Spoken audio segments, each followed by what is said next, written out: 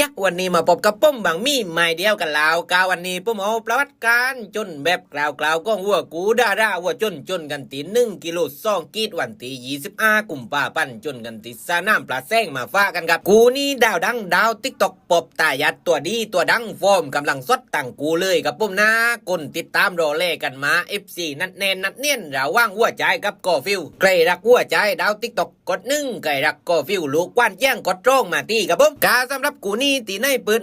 ไม่รู้แต่ตีนี่ณเวลานี้ตอนนี้ตีนี่เปิดไอ้ดำไม่ซอยกันกดแล้วเปิดซดเปิดตี้เปิดไว้บังได้กามได้เต้งกินตรงกลางบายมีใต้ตัวจดไอเล่ตานกดลิงก์ที่อยู่หน้าจองหรือSIDไลน์ที่เขียนอยู่หน้าจองมาได้เลยครับผมกาเดี๋ยวเราไปควังประวัติการจนแบบกล่าวกันกับกาตัวติดตาเน้นอยู่หน้าจอสายมือนี่เจอว่าดุกดังวันชนะหรือว่าวัวใจตัวนี้ดาวดังดาวติ๊กต็อกFC นัดแน่นนัดเนียนเลยครับผมนะจนมาแล้วตรงอ้นไม่อ้นเปเกยลาดุดนะเป็ดนารุ่งใจตีน้องบัวมาวัวใจตัวนี้จนปลาเป็ดปลายยศจัดตังก็ดีป่าวัวป่าตัวดีตุ๊ดฝีมือเดินติมนาติมวัวแมนวัวตรงแล้วมีปลายยศตลอดไม่ลืมปลายเก้าไม่ลืมปลายยศจอบแกงโก้แล้วแย่งไปกับปลายเก้าแมนเปือนก้มวัวมันไม่ดื้อขึ้นไปแกว้นขึ้นไปก้มจ้อยเหลี่ยวหมัดกวัดโตเลี่ยมดีตายเดินติมนาดีเล่งได้ว่า FC มาโกมกำลังสดสุดเลยกับตัวนี้กาตอนนี้นะครับไก่ยายกากุมเล่นวัวกับบางมี่ไม้เดียวนะครับมีโลโก้ไอ้ไส้บางดาวตัวได้มีใต้ตัวจดไอเล่ตานกดลิงก์ที่อยู่หน้าจงหรือSIDไลน์ที่เขียนอยู่หน้าจงมาได้เลยครับผมเร็วว่าเรื่องข้อมูลนี้ปุ้มมีให้ตุกกูตุกซาน้ำเลยตานไม่ต้องปลำไม่ต้อง